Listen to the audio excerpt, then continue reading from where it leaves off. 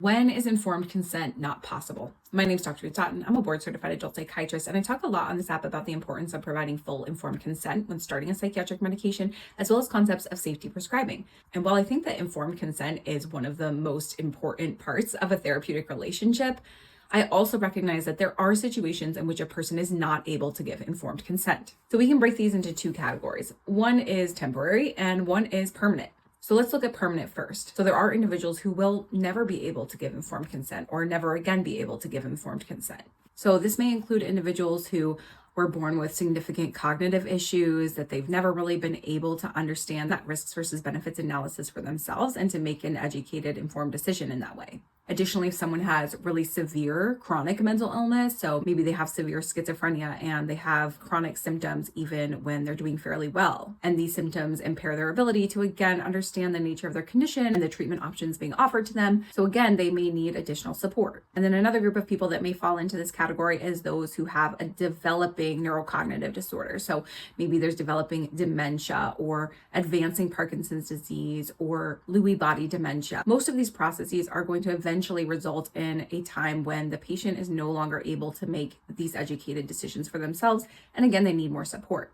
So in these cases, we're typically going to pursue guardianship for this individual. So what this means is that their medical or mental health provider is going to fill out a bunch of paperwork, and then their case is going to be presented before a judge. And so that judge is going to determine whether or not the patient lacks permanent capacity to make these types of decisions. If the judge decides that the patient permanently lacks the capacity to make these decisions, in which case we would say they don't have competency, then a guardian will be appointed for that individual to make these sorts of decisions. Each state's laws around guardianship are going to be different, so please consult with your state's laws about the specifics of this. Okay, so then the next category is going to be those who are temporarily incapacitated. So this could be due to a medical issue. Maybe they're in a coma, or maybe they have delirium because of an infection, or it could be psychiatric. Maybe they're having a decompensated episode of mania or psychosis or really severe depression. In these cases, what do we do?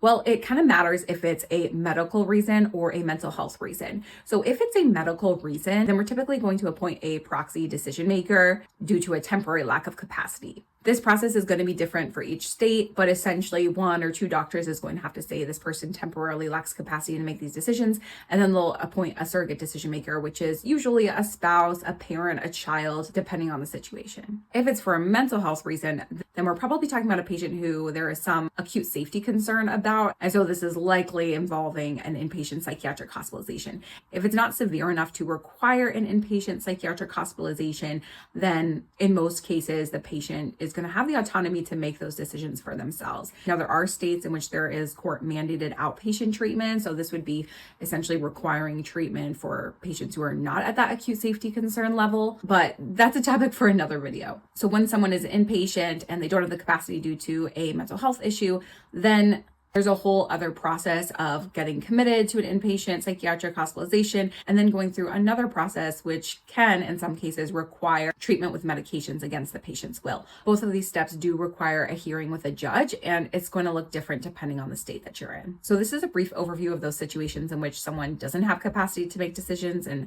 how we might go about making those decisions. But it is a really complex question. So if you have any follow-up questions about this, then put those in the comments below. I'm also putting together an email list for those of you who are interested in my content, because I may have future courses or offerings that I want to be able to communicate directly with you all about those things. So if that's you, then send me a DM with your email and I'll see you in the next one.